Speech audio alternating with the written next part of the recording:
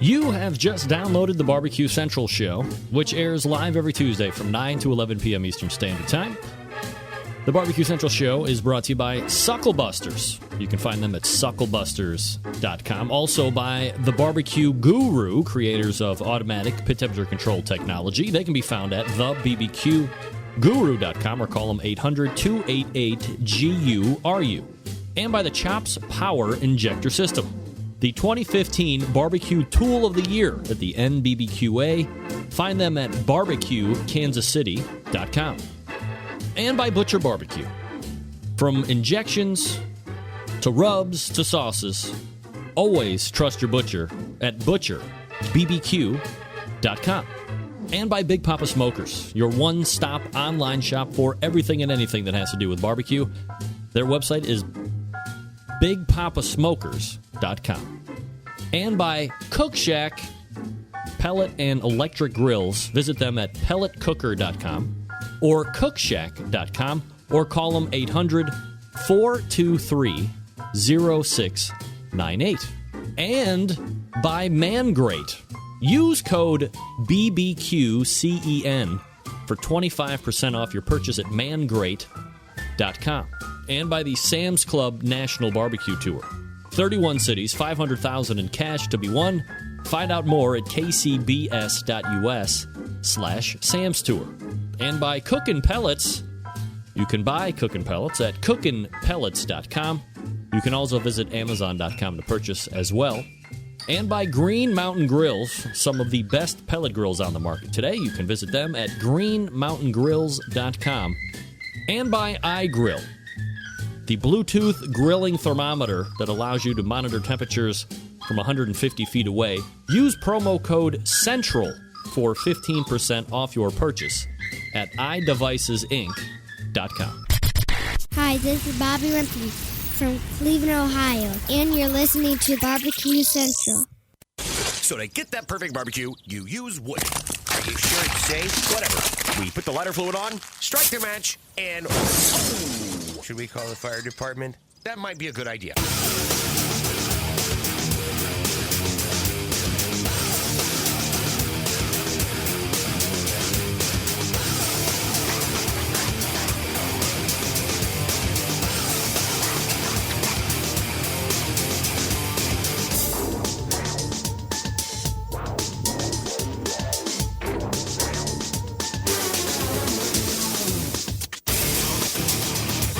All right, good evening and welcome to the really big Barbecue Central Show. This is the show that talks about all things important to the world of barbecue and grilling. We broadcast live and direct from the Rock and Roll Hall of Fame city of Cleveland, Ohio. It is the barbecue capital of the North Coast. I am your program host, Greg Rempe. Happy to have you aboard here on your Tuesday. Want to jump in on the show tonight? More than happy to have you. It's a phone number, 216-220-0966. You can also email the show, Greg at thebbqcentralshow.com. Anything else you want to find out about the show can be found at the main website, thebbqcentralshow.com. And here's what's happening. Coming up in about 13 minutes from now, the third Tuesday guest of each and every show, each and every month. Prolific barbecue author, TV host, cooking class instructor, and contributor to this show, Stephen Reichland, joins us at 9:14. At 35 past the hour, in the continuous quest of talking with pit builders, we hold true, and we'll talk to first-time guest and manufacturer of a company called One Man Pits in Shiner, Texas, I believe. Danny Patton joins the show to talk about his pits. Then we'll move to the second hour where we will find usual first Tuesday of the month's guest, the good doctor, Ray Lampe, will be joining us. Missed him 2 weeks ago, but we've got him lined back up. He was out of the country. I believe maybe twice out of the last 4 first Mondays he's been in England, which precludes him, because he's flying over the water, and that precludes him from for some reason, showing up on this show that Tuesday, the first of every month, to actually do our 9:14 segment. So Ray Lampe will load in for the 10:14 this evening, and then we will probably reload him again in 2 weeks to kind of recatch up with the first Tuesday of every month, get the good old repertoire back down. And then closing out the show, it is technically an open segment. However, we're going to be giving a go at the first video replay. If you follow me on YouTube or you subscribe to my YouTube channel, you've perhaps already seen the first review. So if you've seen it, we're going to lead off the 10:35 segment with the Chargon grill cleaning tool review video. We will also, as time allows, talk a bit about what is raging across the internet right now.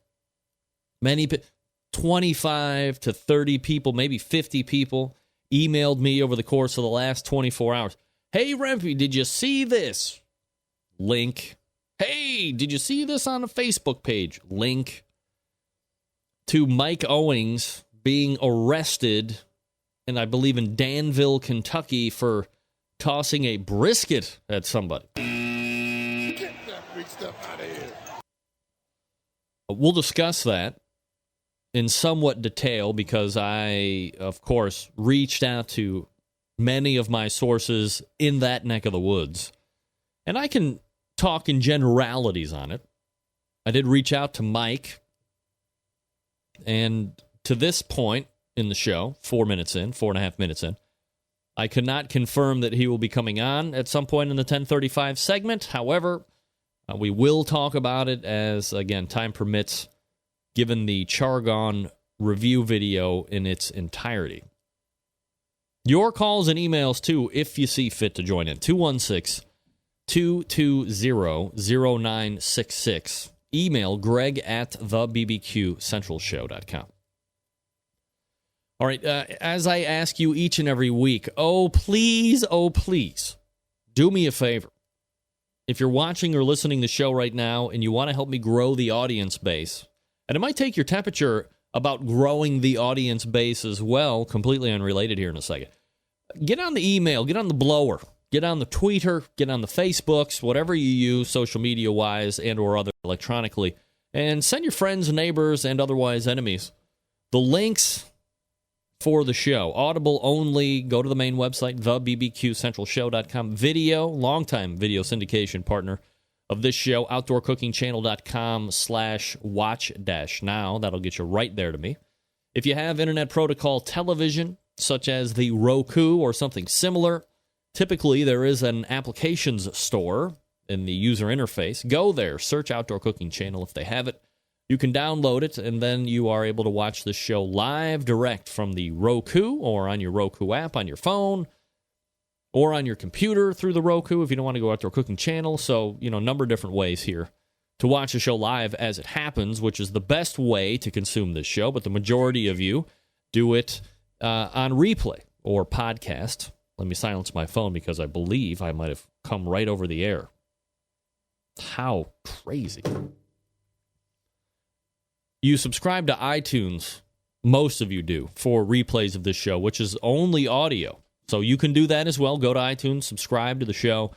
Again, my YouTube page, you can go to Outdoor Cooking Channel for all replays as well. Of course, the main Barbecue Central website has both audible and video replays of this show. So, as I say each and every week, there is really never any reason that you should ever miss anything on the show. If you're talking to somebody, maybe you and a buddy consume the show differently, but he takes it in live, you take it in podcast. A lot of people are telling me that they listen to the show on the way in and out of work because they have a long commute, whatever the case is. I certainly appreciate you taking in the show however you do it. But if somebody says, hey, you missed, did you hear this, such and such, don't sweat it. You can always go back and listen to the show after the fact. All right, so here's the question. To everybody in the instant chat room, we have a nice little audience. We have a huge audience on the Audible-only side, which you can't see figure-wise, but I can. Triple the size of what we have on the video side tonight for whatever reason. I was emailed. I don't want to say approached. I was emailed by a program director for Salem Media Group out of Atlanta, Georgia, asking me if I had ever thought about doing terrestrial radio, and that he thinks the show would transfer well into a weekend lifestyle program, especially in the heart of barbecue country. I didn't know Atlanta was the heart of barbecue country. No offense, Bubba Latimer, no offense.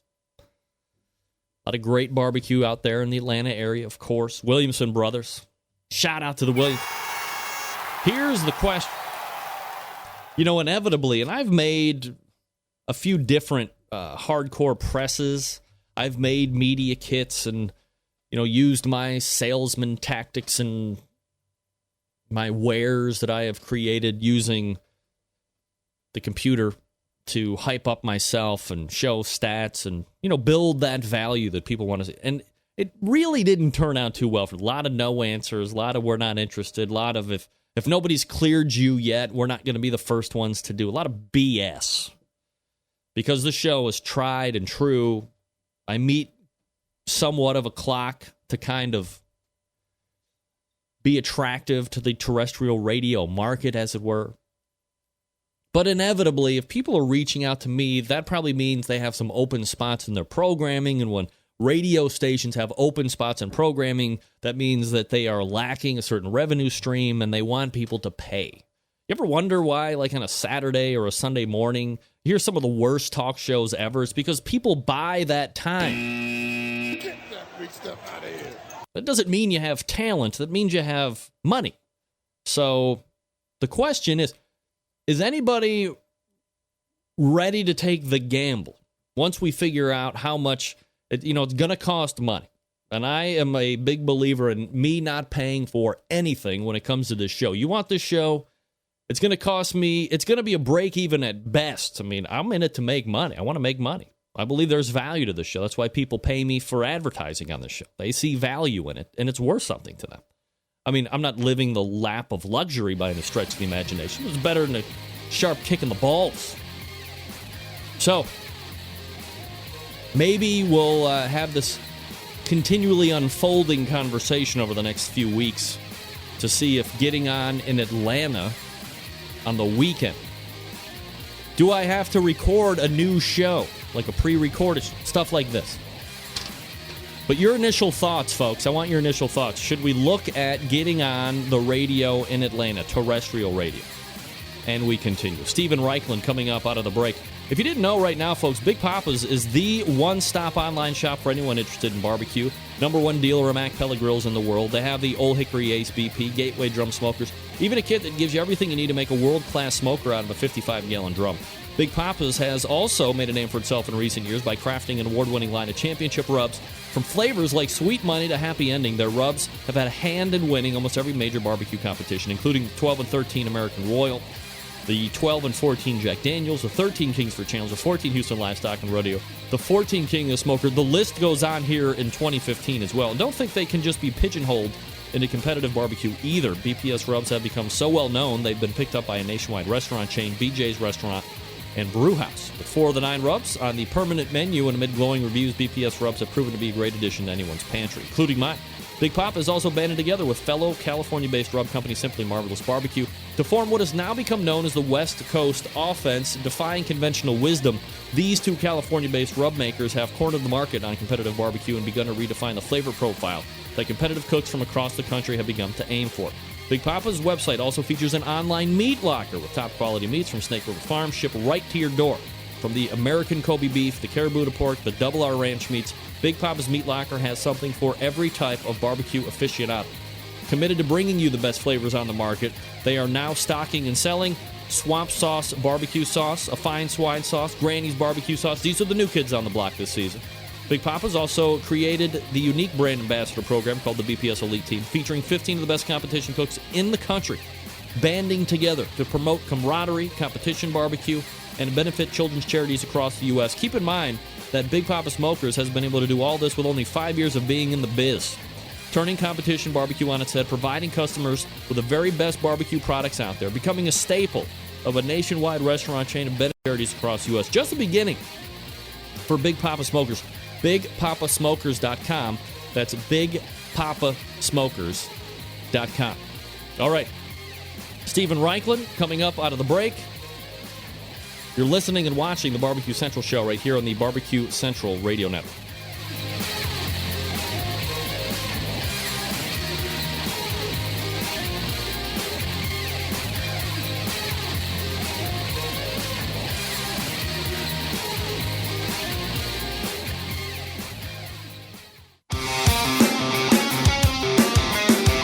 Broadcasting live from the Barbecue Central Radio Network studios in Cleveland, Ohio. You're listening to the Barbecue Central Radio Show. Once again, here's your host, Greg Rempe.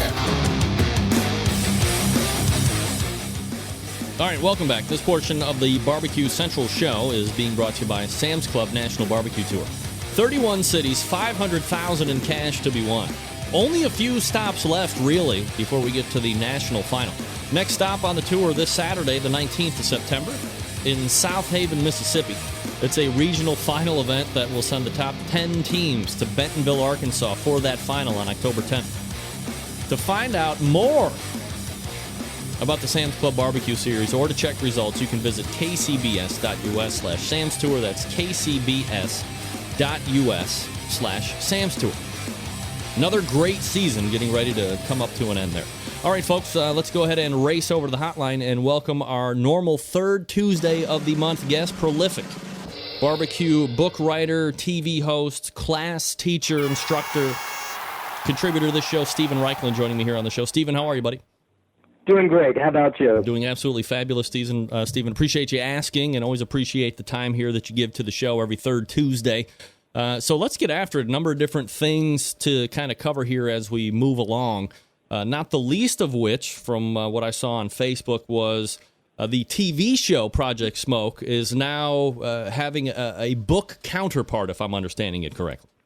Well, that's right. Yeah, I did things a little backwards. Usually you write the book first and then do the TV show, but TV show actually came first. Project Smoke, the book, will be out in May 2016. What was exciting for me this week is that we finally have an official cover, and it's up on Amazon.com. So it sort of makes the process very real, and also puts the gun to me to get the galleys read and final proofing done, so the book can go into production. What's the percentage of completion right now with that book? Well, the book is done. It's written. The manuscript is into the publisher. All the photography is done. The process we are in now is what's called the copy edit stage. The manuscript is reviewed by several copy editors at my publisher, Workman Publishing. Comes back to me with the inevitable questions. On page 16, you said heat the smoker to 225. On page 37, you say 225 to 240. Which one is it? And that's a process that just takes a manuscript and really gives it the polish that you need for a finished book. Stephen Reichlin joining me here on the show. Stephen, how long does this book take you? I know when we were talking about your last effort, it seemed to be, such a time vampire for you. Was this much more of an expedient process, or did you find it to be as time-consuming as the last one? Greg, if there's an expedient way to write a book, I wish you would share it with me, because they all take a lot of time. I always have a half a dozen projects going on at once. So it's sort of hard to measure exactly how long, but I would say Project Smoke was probably 2.5 to 3 year process between the research. As always with all my books, did a lot of travel both across North America, also overseas. Then there's putting the manuscript together. There's an extensive testing period. I actually wound up building a smokehouse to kind of explore that piece of smoking. So it's been a long process. Stephen, are you the most prolific barbecue and grilling cookbook author out there? I wouldn't be surprised if I were. This is book number 30 for me. Wow. And in terms of barbecuing and grilling, it's, easily number 10 or 12. So, yeah. Are you surprised at all that you're able to squeeze, almost half of your complete book efforts out of the world of barbecue and grilling? Or did you realize, all the way back in the Barbecue Bible days that you had a number of these in various fashions that you were going to be able to squeeze out? Well, with Barbecue Bible, I realized that this was such an enormous field, so broad, so deep, so many subjects to cover, that I knew there were going to be at least 8 or 9 books to do it justice. What's different about Project Smoke, obviously I touch on smoking and barbecuing in my other books, but this is the first book I've ever written devoted solely to smoking. I do need to make the point that while all barbecue is smoked, not all smoked food is barbecued. And you have but to think of smoked salmon that you might eat on a bagel, or smoked mozzarella that you might grill between lemon leaves like they do in Positano, Italy. These are foods that are smoked, but they're not barbecued. So, what's the delineator for you? Is there a magic temperature, or, what? Well, that's one of the other things that is really exciting about the book. And, if you know my work, you know that I'm not a guy to be hidebound by tradition. There's plenty of low and slow smoking in the book, but there are also techniques like what I call smoke roasting, which is done at a much higher temperature. There's hay smoking, which is done in a matter of minutes rather than a matter of hours. What I call smoketisserie grilling, where you're actually spit roasting and smoking at the same time. So for me, smoking is a real continuum. And what's been exciting to me, and maybe because I don't come from the world of competition barbecue, unlike so many people who write about this, for me, there's so many ways to smoke that aren't traditional barbecue. Steven Raichlen joining us here on the show. Some websites to check out here while we're talking. BarbecueBible.com, obviously the main website. Also ProjectSmoke.org, if you're interested, again, while we're talking here. Steven, have you ever thought about, I know you've done some of the Iron Chef stuff, but, when you talk about barbecue competitions, you have a number of sanctioning bodies out there now. You have stuff in Texas. There's 3 or 4 different sanctioning bodies there. You have KCBS, obviously the most well-known. You have Florida Barbecue Association. You ever thought about throwing down and getting into one of those? I've thought about it, and when I was earlier in my career, like when I wrote BBQ USA, I spent more time on the circuit. But my thing is I'm a writer and a TV host. I'm not a competition barbecuer. And it's... I'm on the road so darn much between various research trips and tapings and such that I really don't think I have the time that it would take to enter the competition circuit. However, I have enormous respect for the guys who do. I love the guys who do. I'm going to be in at the Kansas City Royal next month. So I think that's something that's a world I'm going to admire from afar. Do you think if you got into it and you were successful that it would lend any more credibility to your career at this point? And I'm not asking as a leading question, because if you go back and listen to the history of this show, I make no bones about it. I would never compete. I have strong feelings on why I wouldn't, because I don't like to lose, and spending, I guess, from all accounts, $700 to $1,000 or $1,100 on a weekend all in, to get my balls kicked in by a bunch of guys who are much better than me seems like an incredible waste of money. I don't need some judges behind a tent to tell me if my stuff is good or not. And quite honestly, the guys that are cooking barbecue will tell you to a man that what they're cooking for the judges is not what they're cooking in the backyard. So to me, it just seems preposterous in a number of different ways. However, kind of going back to the original question, do you think that if you were out there and you were able to tag on a couple grand championships, that would add any more validity to your career at this point? Well, listen, grand championships, of course that would that would be a great honor. But, I think each of us in our field tries to bring a contribution to the field.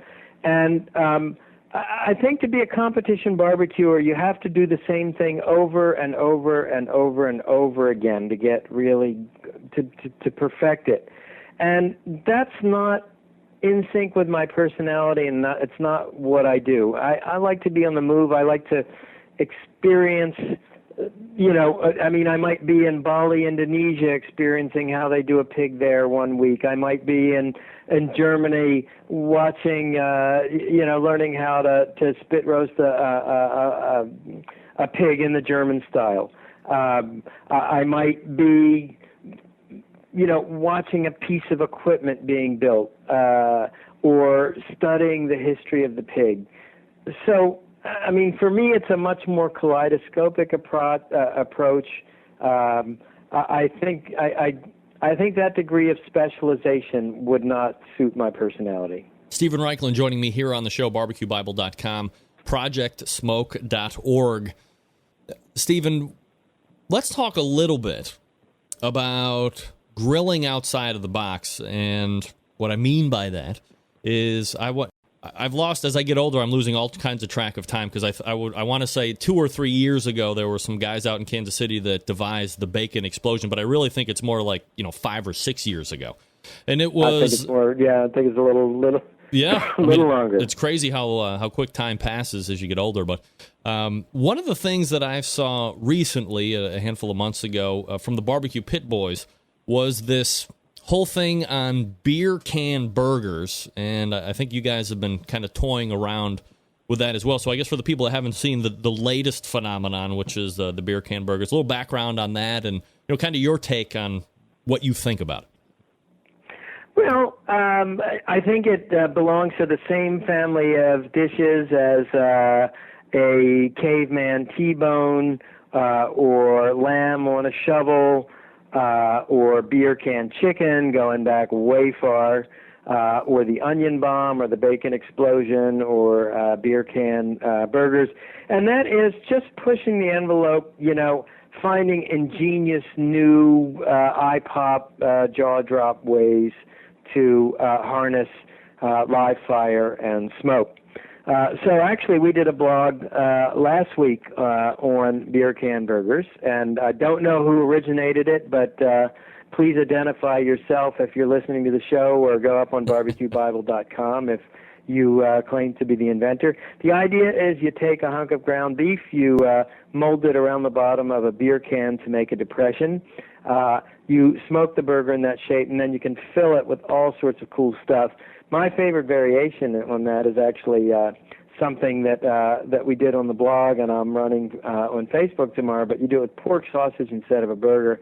You fill the cavity with an egg, and then and cheese, and you sandwich it between 2 slices of grilled English muffin. Sort of becomes a Paul Bunyan-esque egg McMuffin.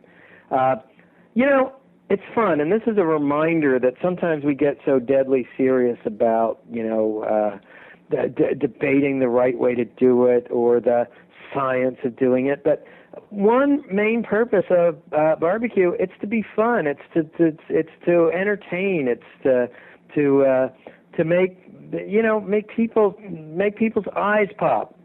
And that's why I love all these what I call extreme grilling techniques. For the beer can burger specifically, is it the standard 80-20 mix? Do you want it to be, ice cold? Like any special tricks or tips that you need to make sure that first attempt is a successful attempt? Well, a few things. First of all, definitely oil the bottom of the beer can. 80-20 mix is good. You can actually go a little leaner, because one thing you're going to do is reinforce the structure by surrounding it with bacon. Funny how bacon sort of works its way into so many of these preparations. I think what's the most interesting thing about it is that you're smoking it or indirect grilling it, and you're not direct grilling it. And normally for me, a burger is a direct grilled experience. I do have a smoked burger in the new book, but it took a lot of calisthenics to kind of get it to where I liked it. what I wound up doing is smoking the raw burger meat, raw patty with hay. Hay is great for pumping a lot of smoke into a food you want to stay cold, perishable food, and then direct grilling it over a hot fire. So the beer can burger, nice departure from that. You know, it's just fun. Steven Raichlen joining me here on the show. Steven, you'd mentioned that the walls of the burger are reinforced by bacon, and I'm kind of leading to a question here. Are we almost over this whole bacon craze that has seemed to really take over the whole grilling and barbecue scene over the last good handful of years? It's in bacon, it's on sausage, it's wrapping burgers, and everything in between. It's lipstick flavored. It seemed like bacon has really taken off into its own niche over the last 5, 7, 8 years. Do you think we're almost over that at this point? Well, I mean, yeah, I think the whole bacon mania and let's say the extreme quality of bacon is almost over, but I think bacon will continue to loom large in the American consciousness and the American barbecue consciousness. One thing I'm seeing is that maybe a little bit less of the crazy bacon brownies and bacon ice cream kind of stuff. Although I have to say that I've been making a bacon bourbon apple crisp this fall.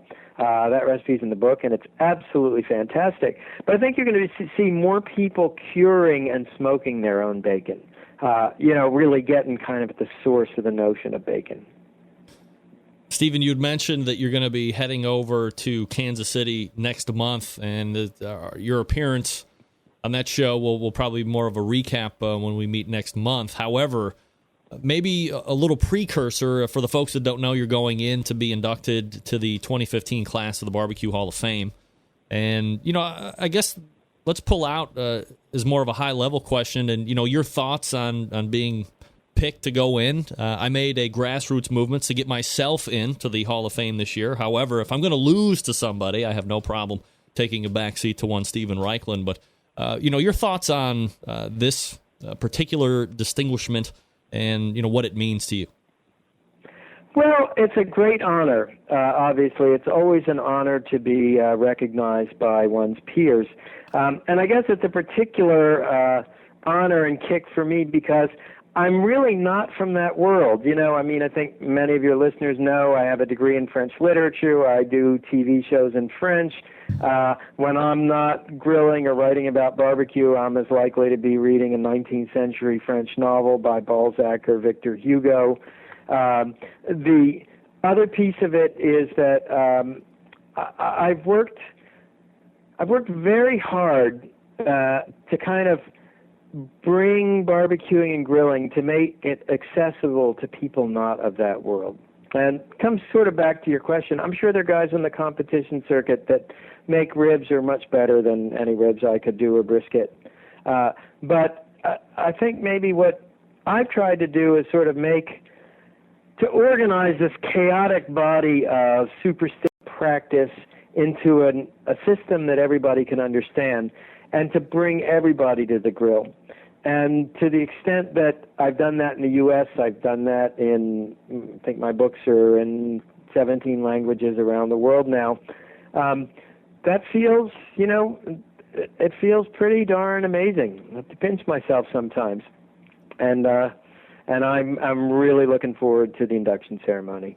Well, I'll be excited to kind of get the recap as we rejoin next month. We're talking with Steven Raichlen. You can find him at barbecuebible.com. You can also find him at the TV show website, projectsmote.org.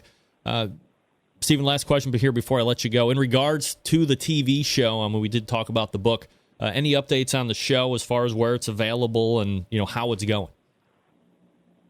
Well, yes, Greg, I'm really glad you asked because yesterday I got some fantastic news.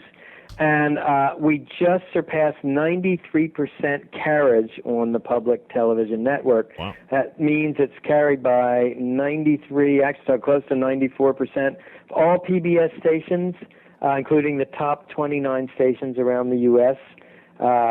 And the show has been aired over 9,000 times since it launched July 4th weekend. So we're super thrilled about that. If you want to know where it is in your area, visit projectsmoke.org. If it's not on your local PBS station, please write the programming manager and tell them you'd like to see it. And we're actually getting ready to tape Project Smoke 2016. So Perfect. I am super excited about that. All right, Stephen Reichlin. I got to tell you, by the way, Greg, Go you ahead. ask such amazing, thoughtful, intelligent questions. And I really love the show. And I think what you have done for barbecue is just enormous. Well, Stephen, that really means a lot coming from you. So I appreciate the time and the fact that you show up here each and every month. It builds a lot of value and I think lends a lot of legitimacy to the show, even though I'm, down here in my basement doing it on the internet. And, who knows what happens in the future. But for now, I'm just tickled pink that you show up here each and every month, and I certainly appreciate that. Thanks, man. You got it. Talk to you soon. There he is, Stephen Reichlin. Wow. What a compliment. I don't even know what to say. I'm blushing. That was great. I'm going to have a moment. All right. Time to talk about the Chops Power Injector System. National Barbecue Association 2015 Barbecue Tool of the Year. They come in 3 awesome sizes to fit your injecting needs, from backyard cooks to caterers to restaurant chefs. There is a power injector right for you. Each of their patent-pending Chops Power Injector systems feature not 1, not 2, but 4 needles evenly spaced at a perfect distance for even injecting. Also comes with 3 plug screws so you can use fewer needles or change your spacing to get around the bones. It's versatility. Let's break it down. The number one seller, the one that I have, the one that I use almost every weekend now, the Chops Power Injector System half gallon. That's right, easy to use. Clean it, fill it, pump it, and you go. Maybe you have 1 brisket, 1 pork shoulder. You don't need to fill it all the way up. Just put in what you need. It will use it all.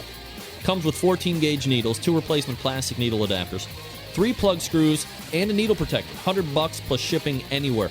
The 1-gallon Chops Power Injector System is designed for the catering and bigger jobs. Holds double the amount of the half-gallon system. Obviously, you can use it in competitions like when you cook for the MBN.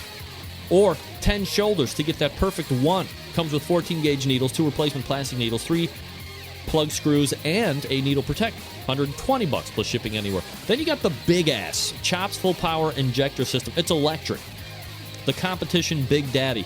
It's not a holding tank, no, but a 3.5-foot pickup tube that you can put in any size container. That's right. From a few ounces to a 55-gallon drum, it was designed for Chef Rob at one of the best barbecue restaurants in Kansas City.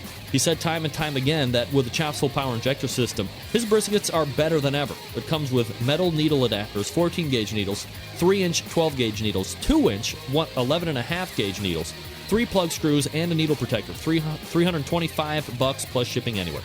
A number of the top pit masters in the world use Chops Power Injector Systems every day to make their barbecue better than the rest. Because this is what it is. We live in a foodie world that now requires flavor in every bite. This is how you do it. This is how you do it fast. It's not just for meat. How about for an alcohol-infused watermelon? That's right, I said alcohol. Every injector is hand-assembled in Kansas City, Missouri, USA. They got extra accessories if you need them, if you want them. If you want to shoot those medium ground spices, they have you covered. How about 2, 3, 4-inch 12-gauge needles? They got you covered there, too. They have a great upgrade that you can buy to make your Chops injector bulletproof with metal needle adapters. Chops Power Injector System gives your barbecue some power. The website, Barbecue Kansas City, BARBEQUE, BARBEQUE, KansasCity.com. Or go to the homepage and click on the logo, Chops Power Injector System. Thanks to Dan Uladol. And we'll be back with Danny Patton, One Man's Pits. Stick around.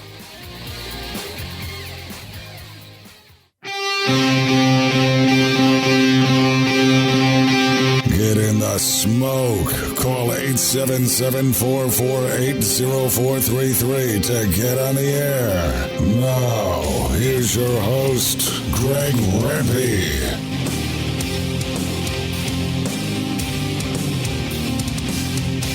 All right, welcome back. This portion of the Barbecue Central show is being brought to you by Green Mountain Grills, manufacturers of some of the best pellet cookers out there on the market today. If you're looking for a big cooker to house a lot of food, they got one for you. How about the medium-sized cooker for you in-betweeners? They got you covered there. Did I mention tailgates? It's tailgating season, folks. Football's in full swing. The Browns are well on their way to another winless season of terribleness at the Factory of Sadness on Lake Erie. Well, they got a tailgate-sized grill for you as well. They can also supply you with pellets. Fire those cookers. Check them out online, greenmountaingrills.com. That's greenmountaingrills.com. I love my Green Mountain Grill. You can love yours as well if you visit the website and check it out. All right, joining me now in my quest to track down and talk to each and every pit manufacturer on the face of the earth, we head down to the great state of Texas and welcome One Man Pits owner Danny Patton to the show. Danny, how are you, buddy? I'm doing well. How are you? I'm absolutely fabulous, Danny. Are you in Shiner, Texas? Yes, sir. Is the only beer you drank Shiner? No. No? I drink any other kind. You're an equal opportunity beer drinker. Correct. There's two kinds of beer, the kind that I buy and the kind that's free. That's right. I don't know if you know or not, Danny, but rule number 3 of the show is if it's free, it's me. That's fine. Yeah. So there you go. All right, Danny. So let's go ahead. I guess before we get into One Man's Pits, specifically features and benefits and how you build them and all that stuff, maybe a little background about you and kind of how you got into this whole pit making business. Well, I've always, done welding most of my life, and so I've always messed with metal in some way, shape, or form. And I guess about 5, 6 years ago, I went to a barbecue competition and just started cooking just for a hobby. And, I guess I did probably a year's worth of those, probably 10 or 15, maybe the first year. And then after that, I kind of got the idea to, if I'm going to cook and I really enjoy cooking, maybe I can build pits and sell them at these cook-offs. So that's kind of where it all got started back then. Are you still a competitor, or are you just a pit builder at this point? Yes, I'm still a competitor. I average probably 30 to 35 cook-offs a year. Wow! So you're heavy into the competing. Yes. Wow. Mm-hmm. So does that leave any time to actually build the pits that you're looking to sell? Yes, it leaves 4.5, 5 days there. So, but I come home on Saturday night or Sunday morning, and I work on pits all day Sundays, and all the way through Thursday night or Friday mornings, before I go to the cook-offs. And so it all works. You just have to schedule it accordingly. Talking with Danny Patton from One Man Pits. You can check out the website while we're talking, onemanpits.com, just like it sounds. All right, Danny, so, there's a number, I guess, especially down in Texas where, the offsets are known. You have the biggest players in the offset market business. You got Close down there. You got Gator, just to name, 2 off the top of my head. Tell me about your pits. How are you making them? What are you using? How are you able to kind of differentiate yourself in the offset market in what is kind of a hotly contested market in the offset down there in Texas? They're an offset pit. They all have insulated fireboxes on them. I don't build one without an insulated firebox. I think an insulated firebox is the only way to go. Mine smoke chambers, are, kind of the length of the rest. There's 4 foot, 6 foot, 5 foot, and so on. I tended to make mine a different shape. Mine are an octagon shape. A lot of people call them stop sign. Looks like a stop sign, but they're an octagon shape. I told myself that if I was going to get into this pit building market, I wanted to be different than the rest. I didn't want to just, get a piece of pipe and make them, everyone. It seemed like every pit out there is pretty much round. Are you bending pipe to get that particular shape then? Yes, I start with a flat piece of iron, 1/4-inch plate. All my pits are made out of 1/4 inch in the firebox, inside and outside, 1/4 inch with insulation. And the smoke chamber is also 1/4 inch. And I start with a full sheet of plate, and I bend them here at my shop. I cut them all here at my shop, and they're all welded together by me. So, well, obviously, One Man Pits kind of sums it all up, I guess. So, good name for the company, right? Pretty much. I'm the one man deal. However, I've been one man here for probably the past 3 years, and recently I did this, hire me a helper. An employee here has been about 2 or 3 months, and so we're kind of, man and a half for 2 men now. But we're small. We don't want to mass produce these things. We're more in the quality of the pit, and we also, try to make the pit to the customer specifications in some, in any way that we can, such as height. Everybody's a different height. There's some tall people, some short people. Well, a lot of pits you see built nowadays, there's one standard deal, and I brought my trailers down 2 or 3 inches to fit a customer's need, and I've also raised them up 5 or 6 inches to fit a customer's needs, and that's kind of, we kind of take each customer individually and try to build them something that they're comfortable with using and user friendly, and and so it's easy to use, I guess you could say. Danny Patton joining me here on the show from One Man Pits, onemanpits.com, the website. Danny, when you talk about insulated firebox, obviously there's probably a large number of people listening here, either live or that'll catch it tomorrow or the next day on podcast. But for the folks that are on the fringe, understand insulated firebox. Do you have like double wall and you have some type of like insulation in between, or how do you actually put it together in that regard? There's a 1/4-inch metal plate on the outside and a 1/4-inch metal plate on the inside with 2 inches of insulation all the way around on all sides of the firebox. Oh. And the door is even insulated. So, I mean, there's a minimum of 2 inches of insulation all the way around the firebox. You can actually lean on top of my firebox while it's cooking at 300 degrees, and it's fine. So when you put that kind of insulation in there, obviously the first thought is that efficiency and potentially temperature control is going to become super increased. So how do you see it? I mean, if you are using, let's say, a one-man pit that has 0 insulation versus one that has the 2-inch insulation all the way around it, how big of a fuel efficiency bump up are you getting? Oh, I don't know a percentage number off the top of my head. The insulated fireboxes I use right now, I use, probably 7 12-inch, 3-inch logs for, 8 to 10 hour cook. Wow. If I was to make an uninsulated firebox, I'm sure that number would at least double, if not triple, And are you using only wood, or can you use your pits? Because I guess where the question is going is you find, or I see a lot of guys that will burn straight sticks, whether it be on your kind of a pit or whoever else is out there, and then some guys kind of run a combo of a lot of lump charcoal, and maybe they throw in some chunks for that wood smoke. Does your pit operate better one way or the other? It operates in either way. I tend to use briquettes, and I use the logs on top of that. But once the fire is going and it's up to temperature and you're in the cooking process, you can just go to straight wood after that if you choose to. I choose to use a little of the briquette so I can save my wood, so I don't burn up so much of it. I buy very high dollar logs, and so the longer that box lasts, the more savings I have.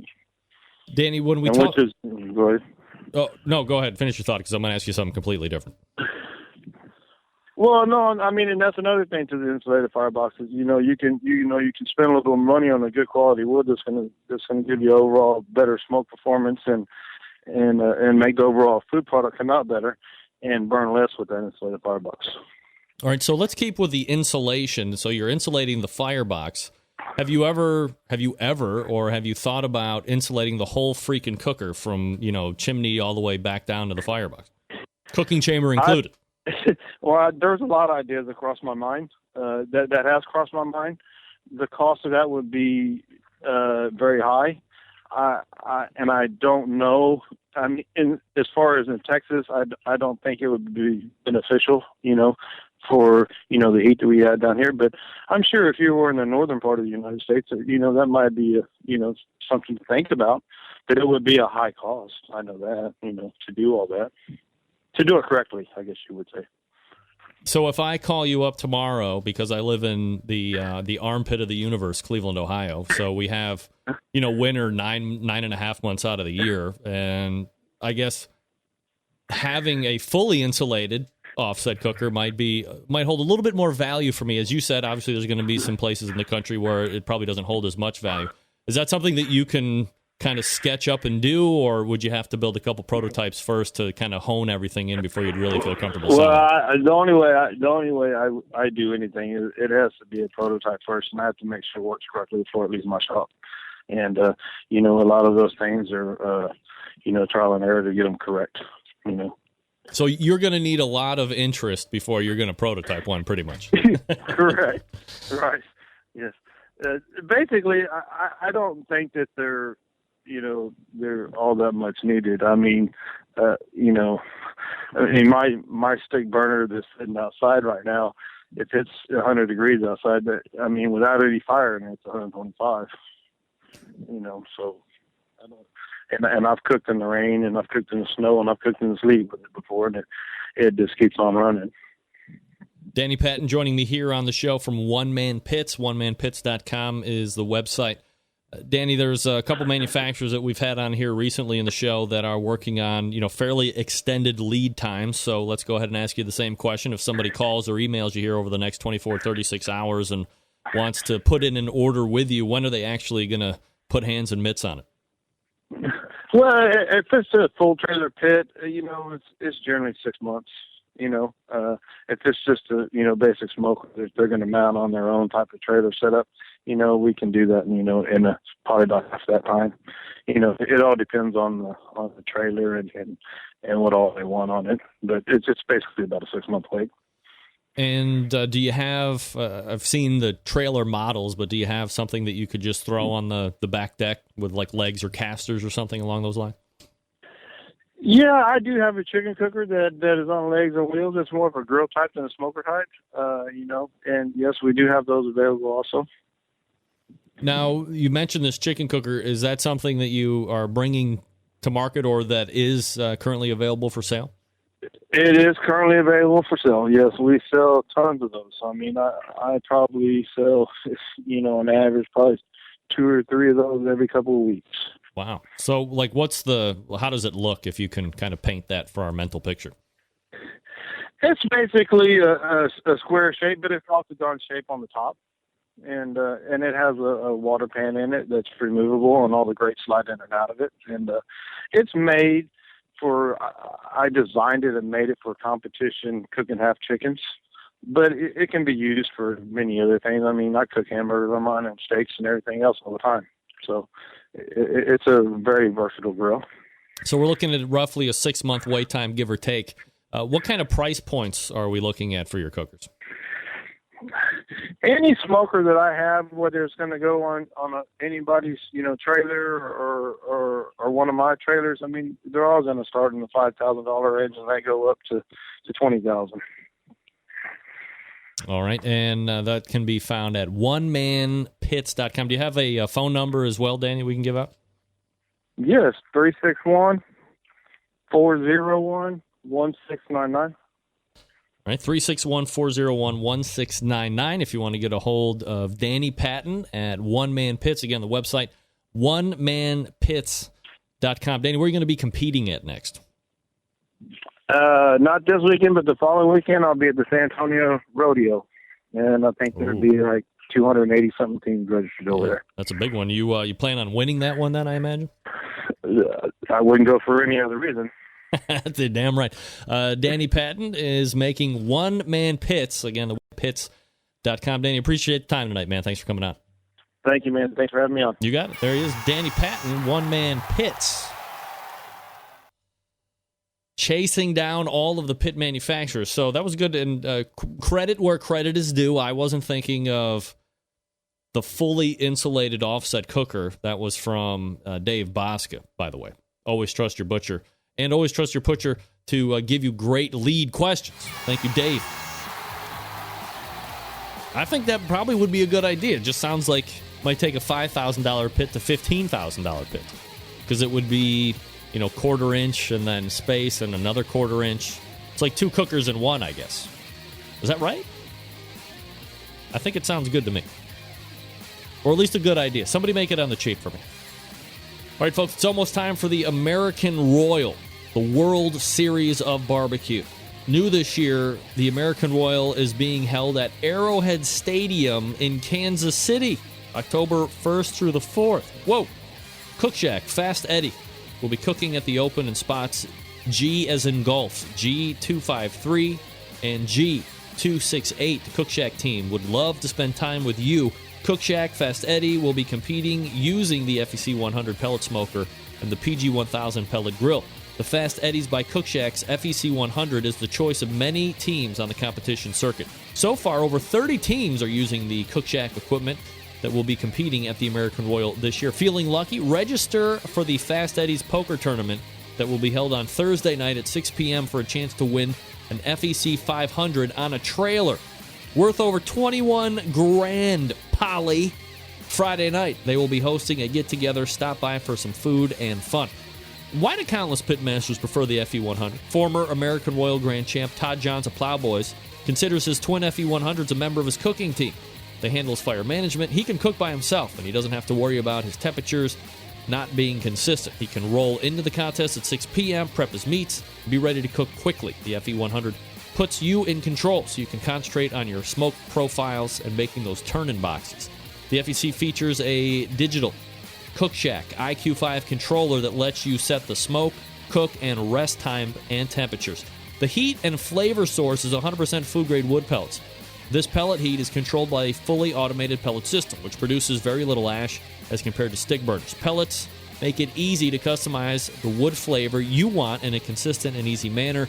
If you want a more deep smoke flavor, Cook Shack offers the optional smoke enhancer that can be added to the FEC 100 as well. Do you need additional information about Cook Shack or Fast Eddies by Cook Shack products? No problem. Here you go. Call one of the sales professionals at Cook Shack, 800-423-0698. That's 800-423-0698. Check their websites at cookshack.com or pelletcooker.com. That's cookshack.com, pelletcooker.com, or 800-423-0698 for the phone number. Thanks to Cook Shack for their continued sponsorship of this show. And thanks again to Danny Patton from One Man Pits. We're wrapping up the first hour as we get back. You're listening and watching the Barbecue Central show right here on the Barbecue Central Radio Network. Stick around. We'll be right back.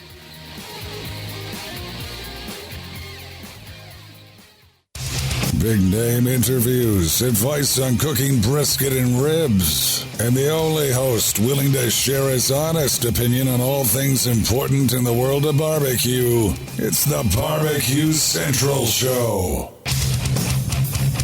All right, welcome back. John Dawson weighing in. You actually mentioned those barbecue pit boy rednecks on your show. They should be called the Salmonella Boys. What? Not a fan, John?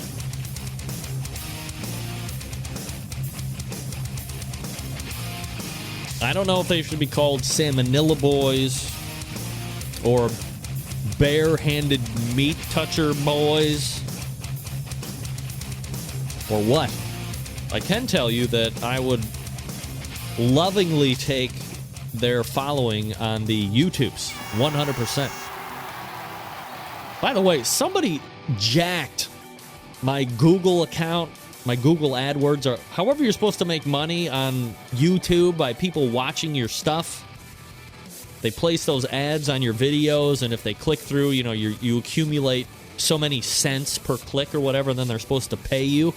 Yeah, well, somebody jammed up my account, and somehow I got suspended, so I'm making no YouTube money. How the hell do I get over that? This is Google. It's not like I can just call them up and be like, somebody was screwing around. I've tried to have them review case. They told me, go pound salt. But I can't not put my videos on YouTube, right? Just can't get any money. Damn it. What's the next YouTube thing going on that I can jump on board with so I can get some of my YouTube money from them? Rat bastards. It's not fair. It's not fair. You can follow me on the Twitter at BBQ Central Show. You can friend me on the Facebooks /Greg, GREG.Rempe, REMPE. That's right. I know, Matt Boer. There goes my weekly cup of coffee, no doubt. I need that 15 cents topics that we're talking about tonight. I was contacted by a program director in the Atlanta area to potentially go on during the weekend. I don't want to pay money to broker time. I could do that here in Cleveland. So let's try and think of a way to get the show on. It'll probably be pre-recorded. Maybe I can just kind of cut and paste this show and make it a weekend show and just kick it over to them. I'll do it for straight barter, for free. I'm not going to pay to do it. I don't pay to do this show, folks. No. That's not how it works. It's game. Profit is not a dirty word to me. I'm building value here, not giving it away. I'm no whore, just in the bed.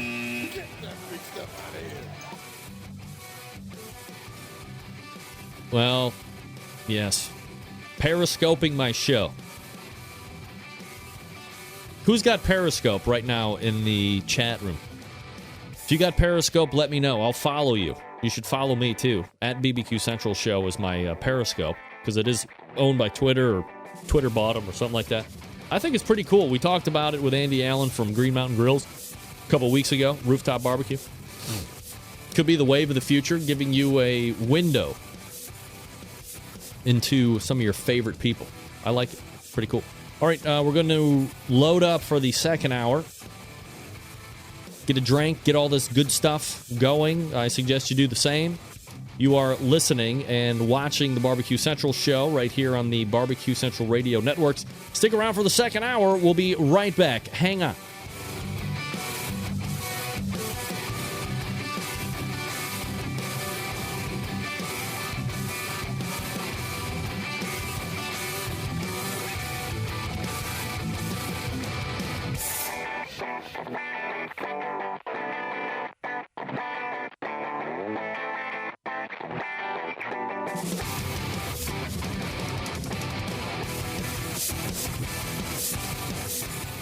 From my heart and from my hand, why don't people understand my intention?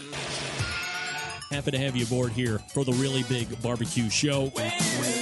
We cook because we have to, and we grill because we want to. Fine, how's it going? You have a great show. I'm a big fan. So what seems to be the problem here? This man looks like he's dead, and he's in the crackle. Charbono! It's all about the Charbono, dude! Succulent fish, what? He ate 54 wieners. Oh, listen, Lavernius, shake a face. I'm shaking like a dog shit peach seeds. We have top men working on it right now. Top men. All right, just like that, we are into the second hour. Hoo-yah! Hey, you found the Barbecue Central show. It's the show that talks about all things important in the world of barbecue and grilling. We broadcast live and direct from the Rock and Roll Hall of Fame city of Cleveland, Ohio, the barbecue capital of the North Coast. I am your program host, Greg Rempe. Hey, you want to jump in tonight? More than happy to have you. 216-220-0966. You can email the show, Greg at thebbqcentralshow.com.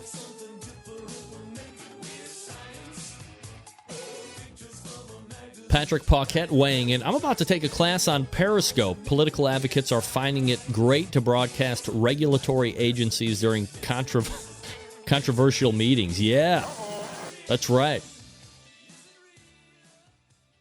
Like, that's society. Hi, what? This is Scott Greenya from Fairfax, Vermont, also known as Scotty DQ. Sorry, and you're listening to the Barbecue Central Show. Thank you, Scotty. That's the thing these days. 10 and 15 years ago, you were pretty good. 20 years ago, I was 21 years old. Oh, how the time has passed. Get that big stuff out of here. Damn you, Father Time. 20 years ago.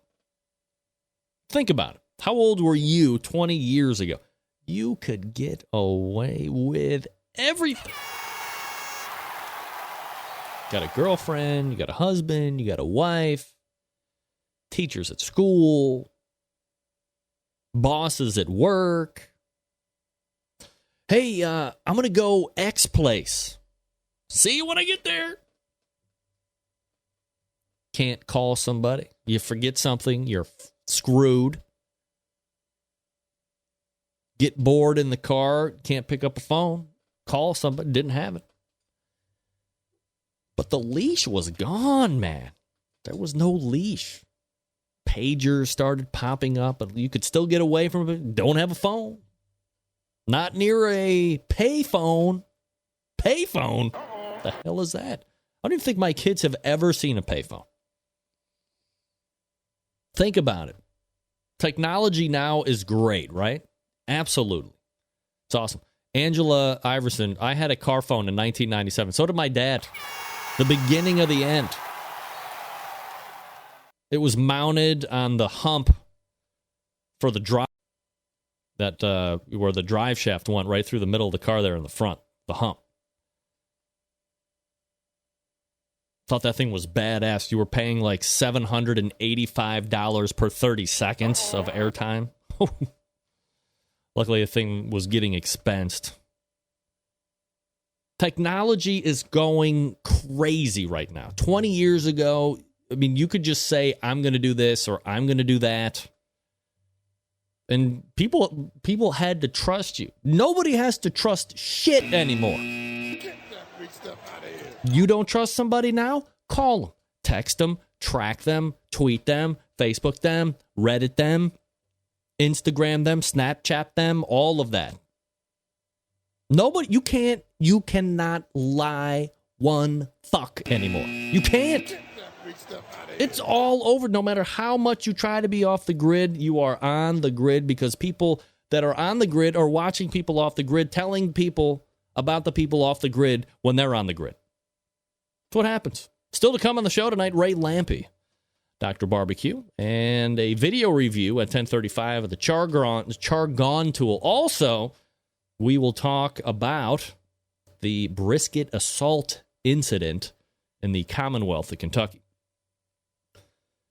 But first, let me talk to you about the 2015 Sam's Club Barbecue Series, which rolled into Kansas City, Missouri this past weekend. This was a local event that will feed the top 6 teams into the Midwest City, Oklahoma regional final. The 6 teams moving on are winning it grand champ with a 694-8 Smokeaholics. Reserve grand champ with a 692.4 Truckies True Blue Barbecue. Good job.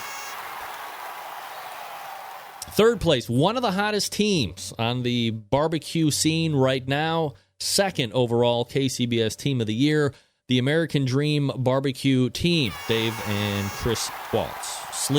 Sleepy Hollow Barbecue fourth, Tattoo Bob's Barbecue fifth, and rounding out the top 6, Tim Grant and True Bud Barbecue with a 682.8. So you look at 1 to 6, you had about 12 points, almost to the T, that separated 1 through 6. So congratulations to those 6. Moving on again to the Midwest City, Oklahoma Regional.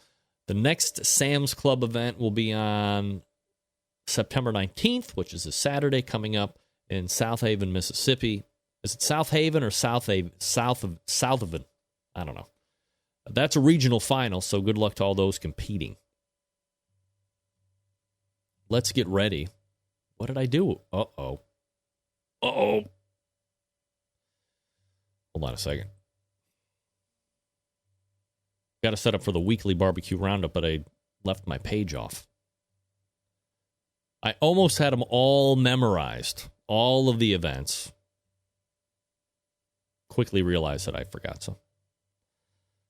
All right, now we got that. Now we got to bring up a little music. What kind of... I don't want to accept your new terms and conditions.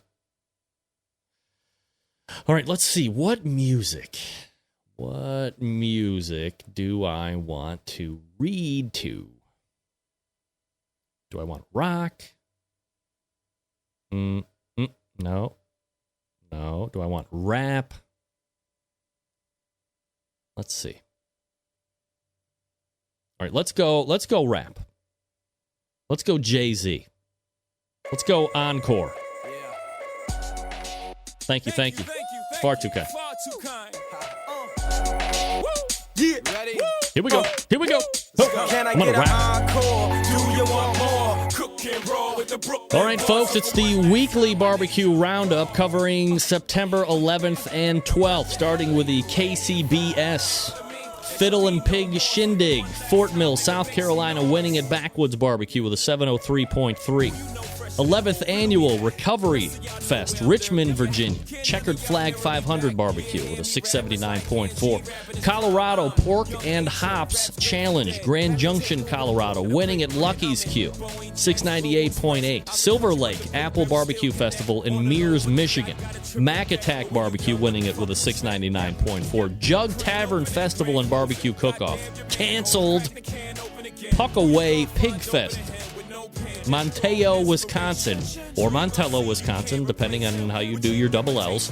Big E Barbecue winning it with a 672.1. Decatur JC's 21st Annual Riverfest in Decatur, Alabama, winning it the Specialists with a 704.5. Bands and Barbecue at the Point, Carrollton, Kentucky. Bark Brothers Barbecue winning it with a 694.2.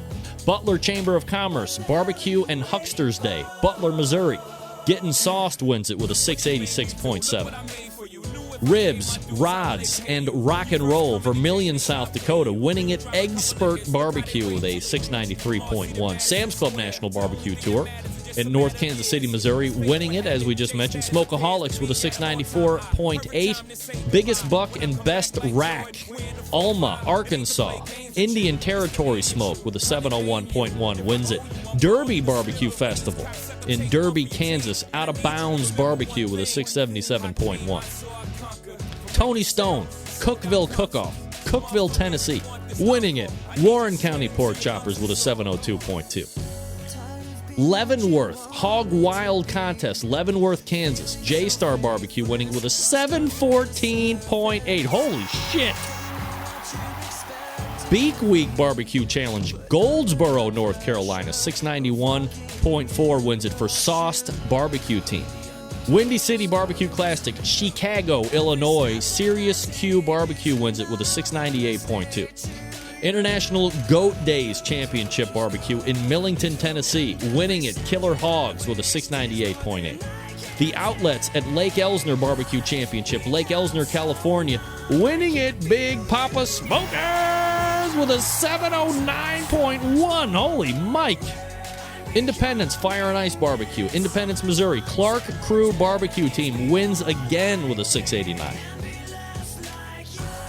Harvard Fall Festival Barbecue Contest, Harvard, Massachusetts. Smokin' Hogs Barbecue, Massachusetts wins it with a 694.7. Bohemian Bluegrass and Barbecue, Naplevac, Prague, winning at buttrub.com. Hold on a second. We have a lot of contests here, and I'm still rolling through. Farm Meat, Dugan, the Netherlands, winning it IQ Netherlands with a 669.6. Balloon Barbecue, Bloomington, Indiana, Big JT's Smokin' Barbecue with a 690.1. Barbecue on the Bypass, Langley, British Columbia, Canada, winning it Hog Shack Barbecue with a 669.7. The Outlets at Lake Elsner Barbecue State Championship the next day, winning it ZZYZ Barbecue. Or if you say that is a name, I don't know. 712.6. Holy moly. All right, let's move to Texas. IBCA. Bubba Can Cook in Navasta, Texas. 68 teams there. Winning it, Mary Briggs Prater. Flirting with Fire. Lake Ray Roberts Area Cook-Off in Sanger, Texas. Winning it, J3 Barbecue. PWC. Fourth Barbecue, Adkins, Texas. Winning it, Kent Wheelis, Diamond W Cook Team. Good job, Kent. VFW Freedom Fest, Lytle, Texas. Winning it, Not So Bad Cookers. Texas Barbecue King Tour Championship, San Antonio, Texas. Winning, Panther Creek Cookers. Bridgeport VFD Barbecue Cook-Off, Bridgeport, Texas. Winning it, Carnivore Cartel. Texas Gulf Coast, East Montgomery County Fair Association 30th Annual in Porter, Texas, winning it Craig Sherry of Texas Pepper Jelly. Third year in a row, by the way, that he's won that. Lone Star Barbecue Society, We Got Your Goat Off. Johnson City, Texas, winning it Pie Hole Engineers. Holy moly, that is your weekly barbecue roundup. Ay, Veyaschmier. There must have been 700 contests. All right. Now we're caught up.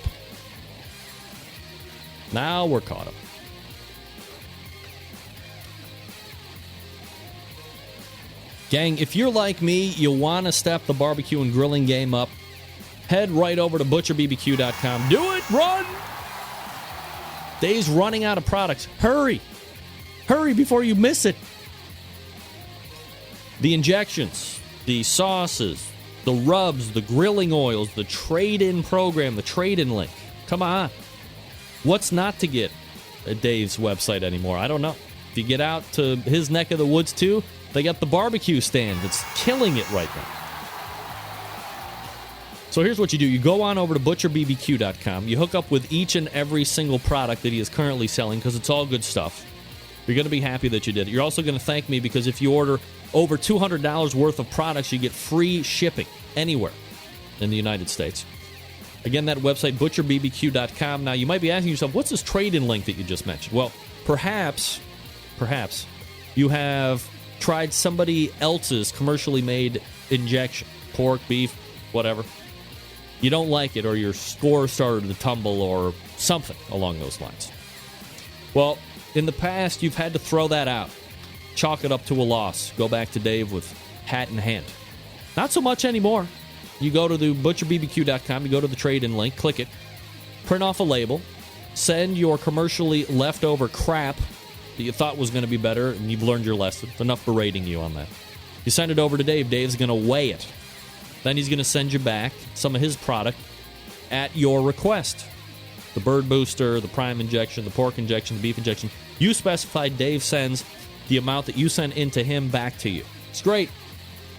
He's making his own customers happy. He's making his competition's customers happy as well. Get the sweet barbecue sauce. Get a box of 6. It's going to go fast. Trust me on that one. Don't be late to the party, pal, with that stuff. Also, the rubs, the honey rub, the steak and brisket rub. Everything at Dave's butcherbbq.com website is substantial, tremendous, outrageous, superlative, you name it. Add your adjective here. It's great stuff. Long-time sponsor of the show, and I appreciate it. butcherbbq.com. That's butcherbbq.com. Always trust your butcher. We're back with Ray Lampe, Dr. Barbecue, for the Ask Dr. Barbecue segment right after this. Stick around. We'll be right back.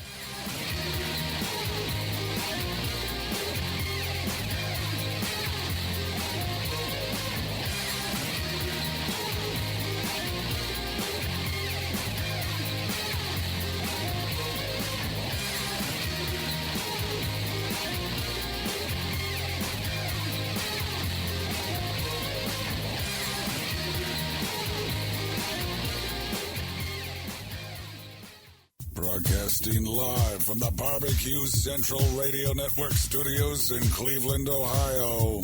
You're listening to the Barbecue Central Radio Show. Once again, here's your host, Greg Rempe. All right, welcome back. This portion of the Barbecue Central Show is being brought to you by cookinpellets.com, your number one source for quality wood pellets. For all your pellet-driven cookers, visit cookinpellets.com. You can also purchase at amazon.com. Also by iGrill, makers of the most advanced Bluetooth grilling thermometers out there on the market. Monitor the temperature of whatever you're grilling from up to 150 feet away using your iOS or Android device. Use promo code CENTRAL for 15% off your purchase at iDevicesinc.com. That's promo code CENTRAL. All right. Got to make sure I got my stuff. CENTRAL for 15% off of your purchase at iDevicesinc.com. If you got questions about barbecue or grilling, maybe as a hobby or even a business, looking to get an expert's point of view, why not ask Dr. Barbecue? You can submit your questions by clicking on the Ask Dr. Barbecue tab on the website. The doctor is in. Here's Ray Lampe with his nurse, Greg Rempe. Dr. Barbecue. All right, as we know, that music can only mean one thing. The doctor is in. Ray, how are you, buddy? Hey, Greg, good to hear you. Everything? Yeah, everything is great over here in Cleveland. Things with you going well down in Florida? I'm good, yeah. I've actually been home for about a week. It's kind of nice. Yeah, absolutely. So I've mentioned it in the top of the show. It seems over the last handful of visits that we've had, at least 2 of those times we've had to reschedule because you've been jaunting across the pond over to England for Grill Stock, and that's exactly what happened for the first Tuesday of this month. So as somebody who has really seen this event, Grill Stock, grow from infancy, you were there at the very first one. You have now seen it grow into 2 or 3 events over the course of each calendar year, which you get over to. How are you kind of putting a value on it as, not an outsider, of course, but an American going over to an English put-on event? How do you like it? How has it grown? All that good stuff. Oh, man, it's amazing what has happened. This is the 6th year. Wow. There have been 6 in Bristol, 3 in Manchester, and this was the first one in London. Way bigger. They ramped it up for this one. 40,000 people over 2 days, eating barbecue, and hanging out, good music. It's really amazing what they've done. But regarding the barbecue, this is the first time we had KCBS over there. Carolyn Wells was there along with the international outreach team. And, it was a KCBS event. It kind of is not as exciting as Grill Stock judging, but it was, it's formal. Everybody thinks that's what they want over there. So what's happened with the food, though, in 6 years, the first year, the food was crazy. We saw all kinds of stuff. A whole chicken on a rig that looked like a motorcycle. They didn't really understand what was happening. 6 years later, all the food looks exactly like KCBS food. What we saw, I went to the event in Bristol a couple months ago. What was turned in the other day to KCBS, not it at all. It's really funny how it's evolved so fast. But, I told these guys, it's just the same story as me. Fast Eddie was over there with us this year, too. It's the same story Eddie and I have. We learned about barbecue and got hooked on it just like everybody else. It's just different now because with the internet, they have access to all this information. I can tell you they're all using Blues Hog, or a lot of them are using some version of Blues Hog because of the way the food tastes. They all cook thighs. It's amazing how fast they've gotten up to speed. And if you think it's an easy pushover over there, man, you're dreaming. American, go over there. You better have your hands full trying to win. 2 or 3 years ago, Ray, we talked about how you had just gotten back and you were kind of, recounting a similar anecdote, not nearly as KCBS as it is now over there, as far as how they're presenting the foods and the flavor profiles that they're using and all this stuff. And you were super excited. You were almost more passionate kind of recounting what was happening over there than you were with what was happening here locally. So fast forward, 2 or 3 years now. Are you disappointed that it's gone more to KCBS to a certain degree as far as what you're seeing and how they're judging and stuff, or is this kind of where it needed to go to continue to get traction and grow? Oh, I think I am in my heart a little bit disappointed, but, because I was talking to somebody, Simon Majumdar, yesterday, and he's pretty involved with barbecue. And the thing he said is creativity is not rewarded, and he's absolutely right. And we've gotten to that quickly over there. But I'm hopeful that it will evolve past that because the Brits don't necessarily like their food as sweet as we do. When they cook pork chops, they generally leave the fat on there and they cook it to crispy, or they leave a little skin on a pork shoulder. They think it's crazy that you'd cook a pork shoulder with no skin on it because they want that crunchy skin. So I really think that, we've gotten to ground zero now, and I think that's good. They need to learn the genuine art. But I got a feeling that in a few years it'll look a lot different. It'll be more British.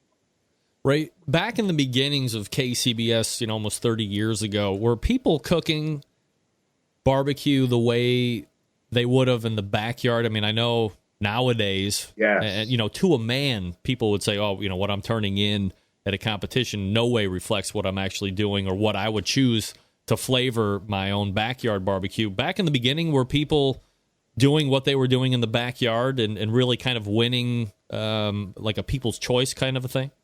I'm sure you can get different answers, but my answer would be yes. I started in 1991. Not really the beginning, but not too far, pretty close. I think yes. What I always say is we would show up with a cooler of meat and a cooler of beer and cook some barbecue and see whose was the best that day. We would cook whole chickens. We would cook chicken breast. We weren't that crazy about that one bite mentality.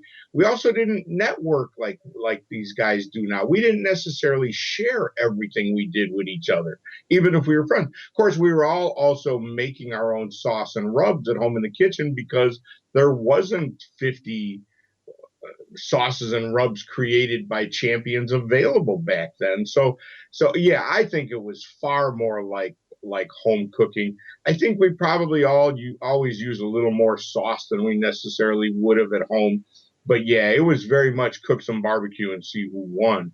I call it what the guys do now. I call them technicians because everything is so crafted and so perfect. And I like to think I was one of the guys that played a part in evolving to that. I know there's some guys who will tell you I did. A guy named Mike Scrutchfield was the first guy, I think, with his boxes really took the attitude of, well, maybe I can put this all in here to convince the judge to give me a 9 every time instead of just laying it in there and hoping it looked good that day.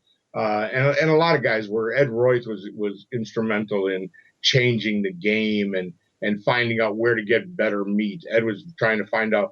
We didn't know why a smoke ring was pink. We didn't care. It wasn't a big deal. Guys started to care about it more, and it just little by little. And then Joe Ames came along. What Joe did. Now everybody injects stuff with brisket and their briskets with stuff, and a lot of pork and a lot of chicken. That was brand new. Joe did it he got together with some guys on the internet, and he was the guy that could do that. So much of that has evolved. Yeah, I think it's a long answer, but in my opinion, yes, we were cooking very much more. I don't know that I'd call it people's choice judging. The judging, I said this to Carolyn Wells the other day. It's really amazing 30, 35 years later, what they dreamt up in a bar, it still works. It works in England. It works at a 20-team contest in Minnesota, and it works for a 600-team contest in Kansas City. So I don't think the judging was that different. Judges weren't professionals either. We had regular old people judging. We didn't, there was none of this declared super judging thing. And so it was a very different back there. But I think the barbecue was much more like what you would eat at home. When you talk about people having access to all the sauces and the rubs, and you had mentioned back in the day, you guys were crafting all that stuff in your own kitchens and bringing it to the competitions. It was part of it, yeah. Is it technology and evolvement to where we're at today, or is it more people not wanting to put forth the originality effort and kind of taking the lazy way out? Well, I think that's been the cause and effect. The guy, Phil Hopkins, perfect example. Phil wins the Jack Daniels and starts selling his rub. He might have started right before then, but it was about the same time. Well, that's the American dream. That's what we all hope for. We guys come out with these sauces. Bill Arnold showed up with Blues Hog. I don't know where he came from, but it obviously took on a whole life of its own. Head Country has been around for a long time. But anyway, it was these guys like Todd from Plowboys, champion teams that found it in the, I did it. I sold rub for a long time. So that was just a natural thing to happen from it. Guys are looking to make a few bucks. They've established a reputation. Their rub is good. Their sauce is good. Smokers is another thing. When I started, Dave Close was making smokers, and Oklahoma Joe Davidson was making smokers, but I couldn't afford one. You found a drummer into cutting it for you. It's just the nature of it. Now I think that we have teams that come to the table. They go take one of these classes. They buy some of the products that are there. They buy a high-dollar smoker. Bam, they're competitors right away. Is that right? Well, I don't know. It's unfortunate. I don't like it. I wish it wasn't like that, but it's the nature of it because you can't tell these people they don't want. I'm certainly not against trying to make a living out of your reputation on the barbecue circuit. I just took a little different path. Right. Is injecting the biggest change to competition barbecue over the last, 15 or 20 years as you look back through all the things that have transpired? Is that the one biggest game changer? No, I don't think so. We experimented with injecting before Joe came along. I mean, the first contest I ever won, or trophy I ever won in 1991 was a turkey that I injected, and I learned how to inject it from the Frugal Gourmet. So I have the trophy right here. Poultry was the category back then. You didn't have to cook chicken. I didn't know any better. I showed up with a turkey, injected it, cooked it on my old Kingsford Oval grill, and got third place in poultry. I mean, so like I said, my story starts like everybody else. So I don't think injecting, gosh, I guess, so what would be, Blues Hog has been a game changer, man. Blues Hog barbecue sauce it's really hard. It became really hard to win anything if you didn't use it in some fashion. And that might be the game changer. But, the thing that was always the hardest to do to me was hold your temperature, get your smoker to go right at 225 or 250. I mean, I know guys cook at different temps now.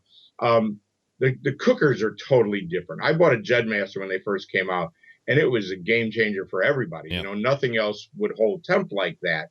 Now they all do. Nobody has any issues with temp control. It's a non-issue. Ray Lampe joining me here on the show. drbbq.com is his main website. If you have a question that you'd like us to expound upon during our monthly segment, ask at drbbq.com is the place to go for that. Kind of got off track there with the whole KCBS talk when we were recapping the grill stock stuff. Going forward, John has been doing a tremendous job growing that, fostering into what has become today. Plans for continued growth? Is he happy with kind of where it is now? I know there's like a restaurant involved with Grill Stock too at this point. So, I mean, he's got to be just tickled at this point. I think there's like 6 restaurants. Wow. Yeah, they are. Yeah, it's booming. There's 6 restaurants, festivals in 3 cities. The London was a big play for them. This was a big move. They had a lot of big bands signed up and stuff. And I was talking to him, had dinner with him like a couple nights before, and he was sort of, I mean, imagine, you've got a lot of money invested in all this work, and he's just a little bit worried, I think, like anyone would be, that it wasn't going to really work. And he was sort of resigned that he wouldn't do this one again, which I didn't believe for a second. And sure enough, after it was booming this weekend, I just laughed at him. I said, well, what are you going to do now? And he just laughed. So, yeah, those guys are killing it. They've got a bunch of restaurants, and I think they're planning on opening more. They've got them in the one that's in London near where we had the festival. There's one in Bristol. There's one in Bath. There's one open now in Cardiff, I think. Liverpool, Leicester. They're all over the place, and they're not stopping anytime soon.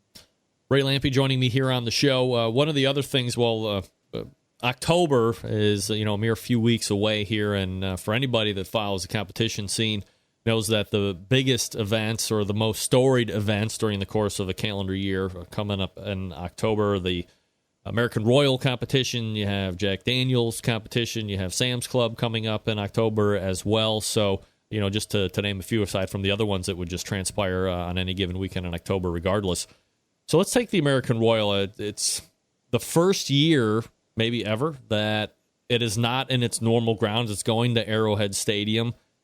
Bad move, good move? What do you think? Oh, gosh, I don't know. I if I was cooking, I'd probably be very nervous about it. But the American Royal, it started in the Golden Ox parking lot across the street, and I think it was actually over at the Plaza one year, too. So if you go way back, but it's clearly been in the same place for a long time. We all have this affinity for the American Royal building, and guys are not, as a race, change is not something we embrace very easily. So I think everybody's a little bit more worried about it. But at the end of the day, it's not like it was such a great place there. It was really kind of a shithole. So I don't think it's that big of a deal. I don't know what the parking lot looks like over at Arrowhead, and I don't know how they'll set it up. There's bound to be some bumps in the road the first year, but there's a lot more room there. I know that they already have more teams than they've ever had. And wow. If they do it right, there should be parking, where parking was always a nightmare there. There should be plenty of parking for everybody. So I don't know. I'm optimistic about it, but I tend to be a guy who likes when things change. I sometimes think it's good to shake it up a little. You're a former, you are a Hall of Fame member there, one in a couple years back. We have, obviously, the new crop going in this year. What do you think of the Hall of Fame right now as it sits? Is it good? Is there still some tweaking that needs to be done? I had a conversation with Rod Gray a little bit earlier in the year, and I think he was a little standoffish when he was kind of a part of that, and then he kind of got off that board or off that committee or whatever it was, and was maybe a little bit more critical of it, as I have been in the past too. Do you think the way it sits right now is good, or should it be changed a little bit to make it a little bit better? Yeah, I mean, it's not perfect, that's for sure. I worry about it a lot because I think this is the first time in my life we actually have a Hall of Fame, and it's got some legs, and there's 15 people. And going in this year is Steve Raiklen, who certainly deserves to be in there, and Paul Kirk.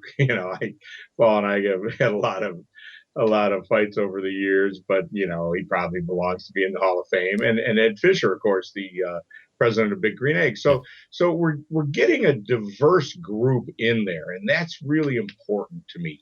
Do I wish there was a bunch of money in a physical building? Yes. Do I wish it wasn't involved with any big event, not personal, the American Royal? Yes, I wish it wasn't. I love the American Royal. There's no question. And for me, there's nothing better, no better place to be. But I think that, I wonder if the Texans will ever really embrace it, and then Carolina guys and whatever, so we're not getting all Kansas City guys. So that's a good thing. And little by little, we actually get to vote. The existing members get to vote. Eventually, unless they put a couple hundred people on the board, we will be the guy in the Hall of Famers. So I think it's good. Here's what I think is the weak link in the whole process, and it can be fixed really easy if everybody will listen. We need good, strong nominations. If you, buddy, a guy in North Carolina that we never heard of, or you think Aaron Franklin should be in next year, man, you got to nominate him. There's no process for a committee to go find who should be in the Hall of Fame. The nominations come in from anybody. Anybody can write them. And you also got to write a good nomination, right? Do your homework. Do the research about who the guy is. You got to sell it to whoever's going to be reading it, because these people may not know him. That's fine. It doesn't mean they won't be open to it. But if we don't get good nominations, everybody's got to quit bitching, because if you don't nominate your guy, how's he ever going to get in? So I guess where the potential, the open argument for that is going to be, it's a popularity contest. And somebody might write a nomination for me, and somebody might write a nomination for some guy they saw on television, and somebody might, and so whoever gives the best value proposition to whoever is going to make the ultimate decision. And I understand certainly that people that get nominated just might be like, oh, well, he doesn't qualify, so he gets blown off, and the Hall of Fame is saved from somebody that may or may not deserve to be in there. But if somebody makes a good enough case, and the majority of people might not think that person should be in there, but whoever is deciding who gets in there is swayed, and all of a sudden they're on the ballot for consideration, and now they're in. I still think that there is some gray area. Look, I don't have the ultimate answer. I think what pro sports do is the best way. You're out of it for a certain period of time, and I know that competition barbecue and business of barbecue and some of this other stuff doesn't have the same kind of a lifespan. So when you're done with it, Johnny Trigg probably isn't going to retire at some point and then have 5 years left before you could say, okay, well, he's been out of it for so long and now he's considered for nomination, and do it that way. That would be ideal, obviously, but I just don't have a great resolution that I think would be okay with the majority of the people. We're not going to satisfy everybody, right? But the majority of people, if the majority of people could agree with, I think, like you, that there would be a much more favorable impression of it, and that it could grow into something that's singular by itself, as you were mentioning. Yeah, I think it will. I think it will grow, and I think it'll get on track. It hasn't gotten off track to me. Could it be better? Yeah, of course. But you're right. I mean, that's the thing. And there's also no measure of 500 home runs or 200, 300 wins. We don't have that. I guess in the competition world, you could reward the guys with the most trophies, but that may not be fair anyway. But what about the restaurant guys? What, we're going to count receipts? Who sold the most briskets? I mean, it's a tricky thing. It's going to be subjective like that, because it is a gray area. There's no question. Yeah, I agree. And so we could find, in theory, a panel of 10 experts that searched out the perfect candidates and brought them to the ballot every year. And sure, I'd love to see that, but we need someone to pay 10 salaries then, or we need an office to put those people in it. You know what I mean? It's not realistic. And besides, how could we ever agree on who those 10 people should be? That would be the fight then, who were the actual 10 people. So, given what we have in front of us, I think we're doing pretty well.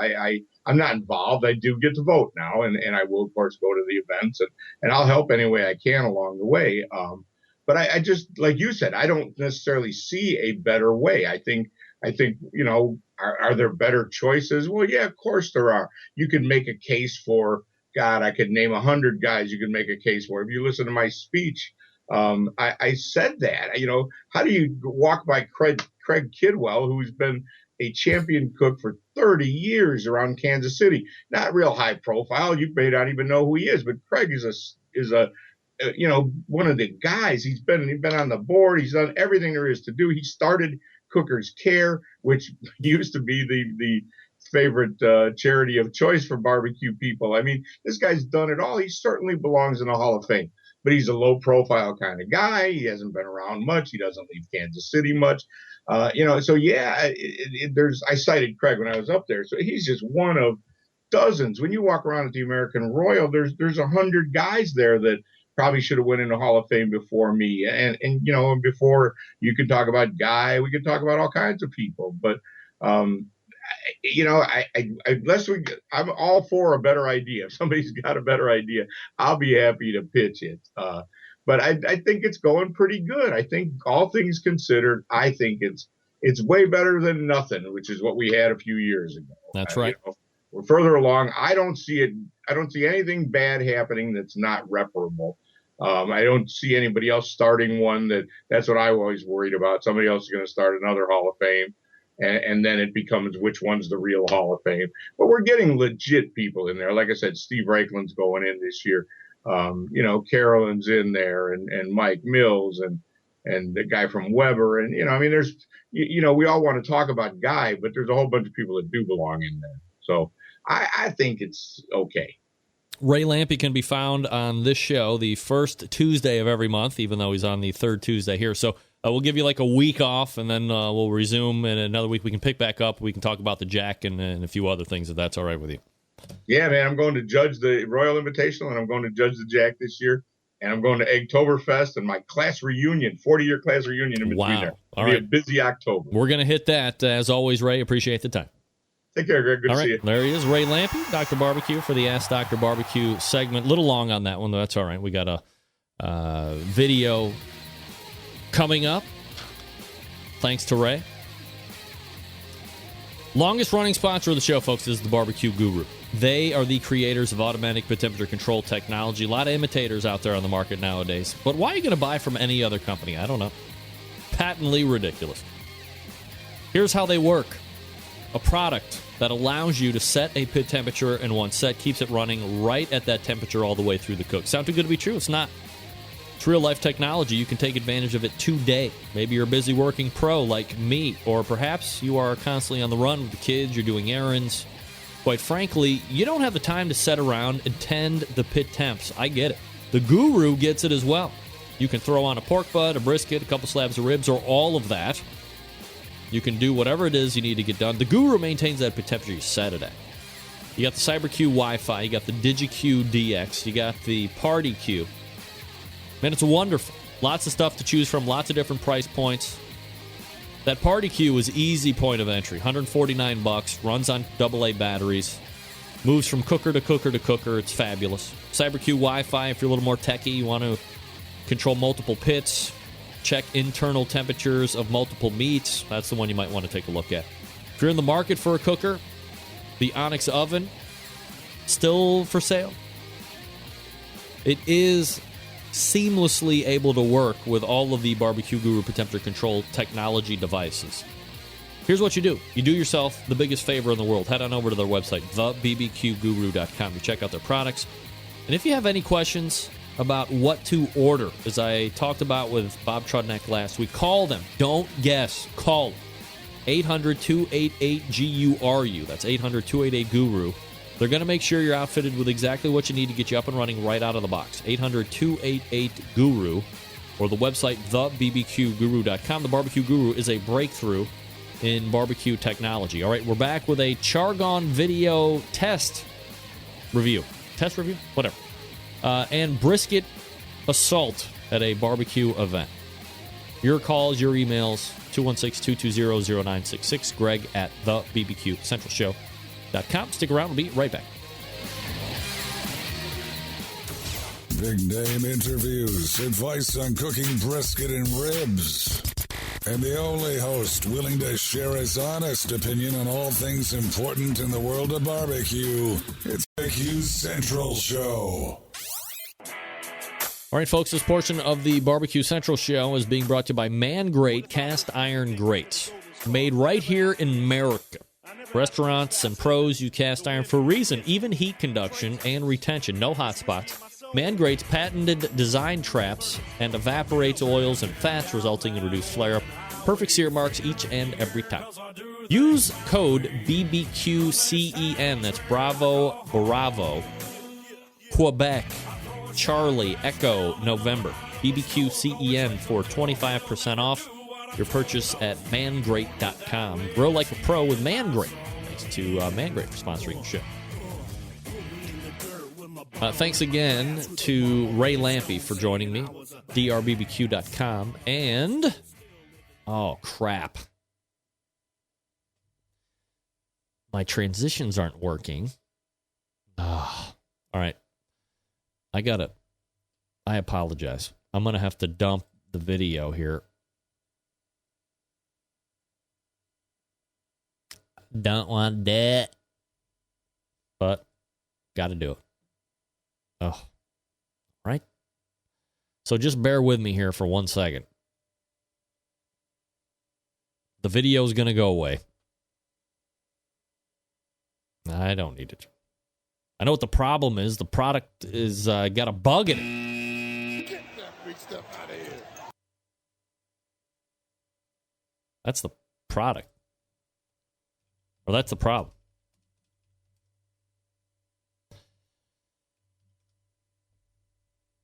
Next time Ray is on the show, we will talk about the impending Jack Daniels. We'll be talking about the impending American Aral. As well, I had 3 questions that were actually submitted by listeners. One having to do with a pellet grill, one having to do with some fire management in the offset grill realm, and something else that I can't think of right off the top of my head. All right, I should be back. Am I back? Should be back on board now. Am I back? All right. Before I lose my transition ability again, let's go ahead and do the Chargon video. So what we're going to do, if you have a product and you want me to video review it, I believe I have some technology. Now, you're going to see when I start, I'm going to say I'm recording video on my iPod. That is wrong. I don't mean video. I meant I'm recording audio as well, not just off the camera. So without any further ado, the Chargon review video. Stand by.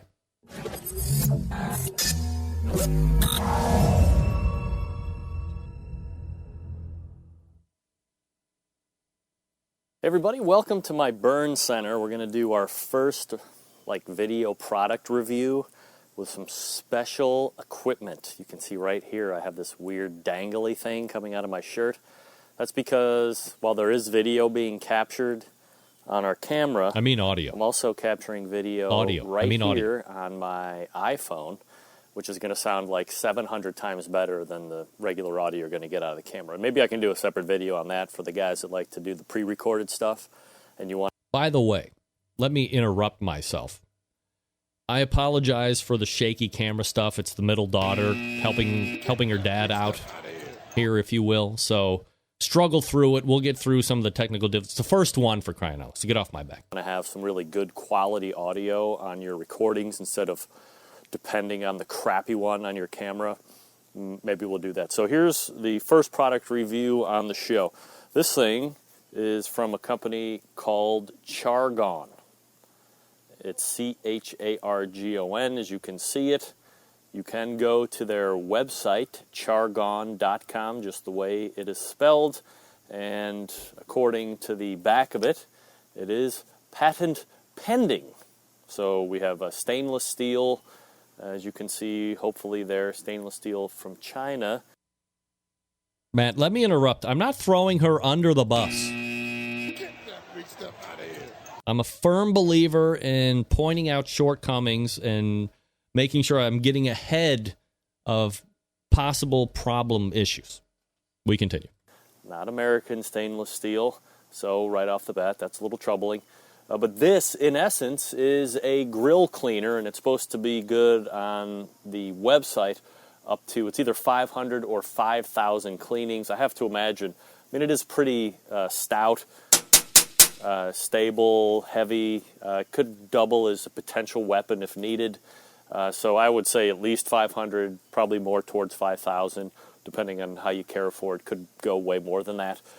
So we're going to give it a try on a couple different grill grates and see how well it cleans. We're going to step over here to the Green Mountain Grill, and as you can see, or maybe not see, I've already cleaned this side with a traditional wire brush, and now we're going to go ahead and give it a try here with the grill gun. So you put the device right here on the bar, and then you go forward. And then to get the bottom, you tilt a quarter and run it across, tilt this way. So we'll just go ahead and start to try and, I think I cooked chicken on this yesterday. So give it a go here. So it seems to be working pretty well. It's not too complicated, obviously, to use.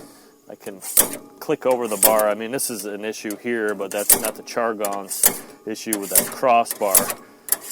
That's a manufacturer thing from the grill, so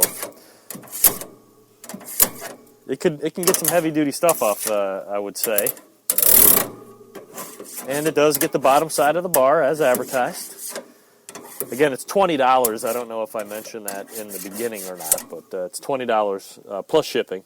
So you can see, right here, now we have a clean grill. I got to change the fly on that one. Now let's come over here to the Weber gas grill real quick. This has grill grates on it. So these aren't your traditional rod style. These are obviously rectangular, so we'll see how well it goes here. So once again, it slides real nice. We got some, nice bits there coming right off. And then I can quarter turn here and get the sides. I'm obviously not going to get underneath these grill grates because they're pretty much impossible to get underneath. So even on grill grates, these are becoming more and more popular as the days pass for people that are looking to either put something on top of their existing grill grates, or they just want to go ahead and retrofit, as I did, because they can more or less cut them to size. So I would say, all in all, $20, you want a grill cleaner that's a little bit out of the norm, different than a brush, certainly heavy duty, might be worth something that you'll want to at least check out the website. Chargon.com, that's chargon.com. Thanks to John Edwins, and we'll see you on a next review. Thanks.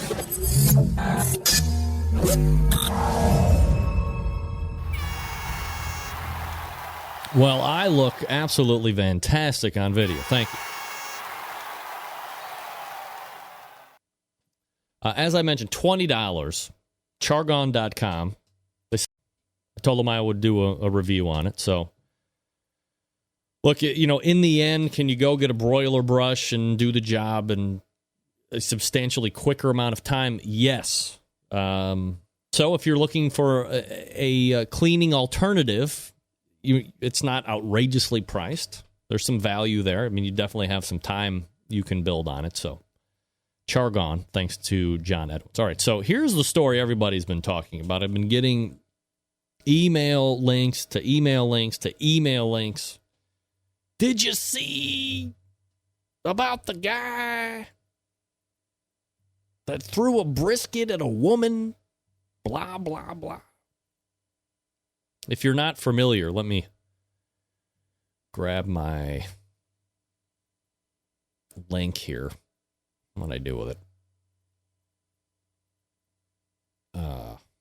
Oh, cripes. Never remember that. Oh, I erased it altogether. Let me get to the Google. All right. Google alerts flying brisket. This is the headline.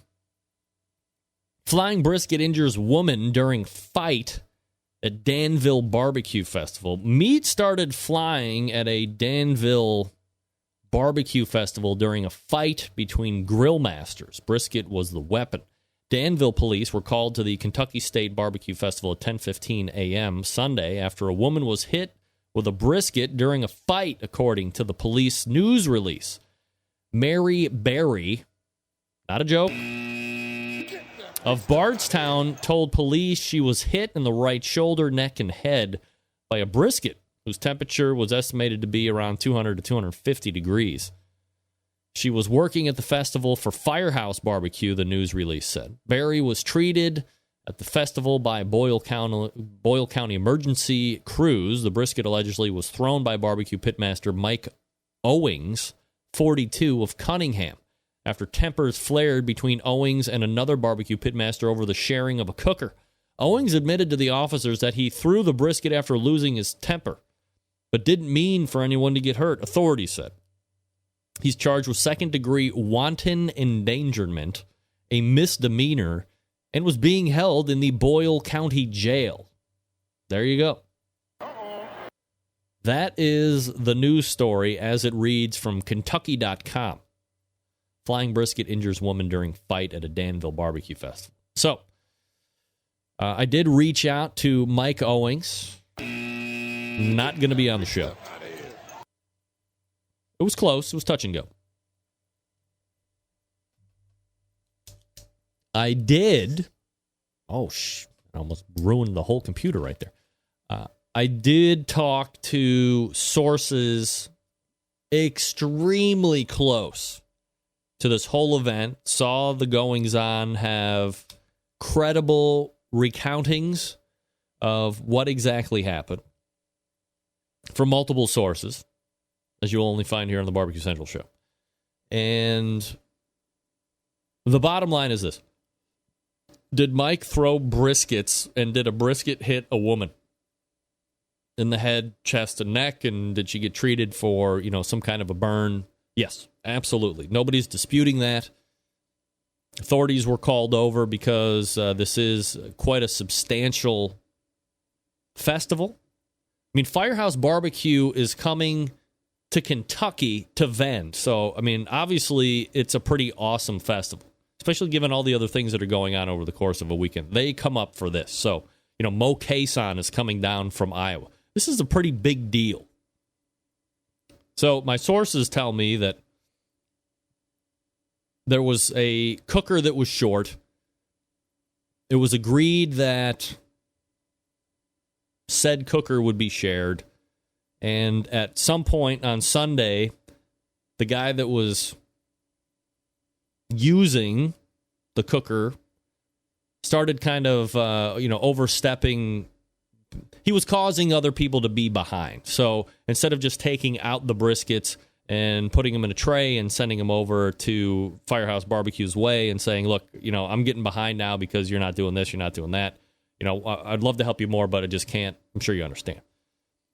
Mike opened up the pit, and the way the doors came open, couldn't really see. Of course, the odd part is he just didn't put them in pans and return them to Firehouse Barbecue. He started launching them out of the pit, which is the thing that is causing the most damage right now. And one of those surfed the air and found Mary Berry and hit her, and now we have internet radio talk shows talking about assault with a brisket. And he was put in jail. I mean, he was held at night over jail. So, and Mike is not discounting. He is not refuting. He is not saying anything other than the fact that he did it and that he was sorry. And he may or may not be talking about it publicly hereafter. And here's the thing. In a week from now, I mean, who's going to give a shit about this in a week? Nobody. It would be great for my show if Mike would have shown up here and we could have talked about it for 5 minutes. But he's not. And, you know, a lot of people that were working kind of hand in hand and stuff, you know, were all commingling again by the end of the evening. And it didn't get more out of hand than what I have just described through the read off of the news. So while it could potentially be way more dramatic, it's just not. And as I said, in a couple days, everybody will forget about it. But for 24 hours, and potentially on this show, it was burning hot, no pun intended. Mike lost his cool, as he would admit, I'm sure. Started launching briskets out of a cooker, which a lot of people saw, and one hit Mary Berry. And nobody is minimizing her damage, but everybody was hanging out and commingling, as I had said before, you know, a few hours after the fact. So don't buy into too much hype. And again, credible, checked out sources from my end telling me exactly what happened there. Boots on the ground, as it were. All right, folks, let me talk to you quickly about Suckle Busters. Award-winning barbecue rubs, sauces, chili kits, Texas gunpowder, preferred by competition barbecue cooks. Texas-based, 100% made in the USA. Hundreds of industry awards, including places. I got to stop this. 2 first places at the American Royal Barbecue Sauce Contest. New from Suckle Busters, the Honey Barbecue Glaze and Finishing Sauce. Barbecue on based on Barbecue Suckle Busters winning honey barbecue sauce. This is a thin barbecue glaze and finishing sauce made especially for competition ribs and chicken. Super sweet, not spicy, super red. They have a special American paprika they use for the bright red color. Brush it on the last 5 to 10 minutes of cooking. It leaves a glossy red sheen on the meat for an extra layer of sweet flavor. Take your competition ribs and chicken to a whole nother level. Available at local barbecue stores or online at sucklebusters.com. You can email sales@sucklebusters.com for more information. If you'd like a free bottle, shoot me an email right now, and on the subject line, put Flying Brisket. Flying Brisket on the subject line, and you can win a bottle of the Honey Barbecue Glaze and Finishing Sauce. Patrick, this was vending, not competition. So, no call for the brisket. Sales@sucklebusters.com, the email address. Again, the website, sucklebusters.com. If you want a free bottle, send me an email, and in the subject line, put Flying Brisket. You can win a bottle of Honey Barbecue Glaze and Finishing Sauce. All right, we're back to wrap up the show right after this. Stick around. We'll be right back. This is Jennifer Palamas from Charlotte, North Carolina, and this is Barbecue Central. Get in the smoke. Call 877-448-0433 to get on the air. Now, here's your host, Greg Rempe. All right, welcome back. Thanks again to Ray Lampe.